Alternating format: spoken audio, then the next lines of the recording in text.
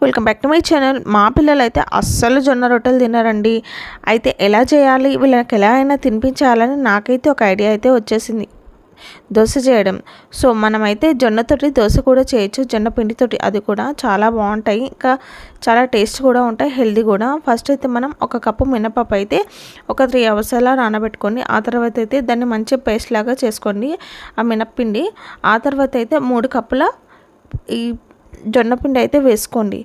అవి రెండు మంచిగా కలిపేసి కొద్దిసేపు అయితే వదిలేయండి. ఒక 3 అవర్స్ అలా వదిలేసేయండి. 3 అవర్స్ తర్వాత మంచి పులుస్తుంది. ఇంకా అందులో ఉప్పు ఇంకా సోడా వేసేసి మనం అయితే వేసుకోవడమే.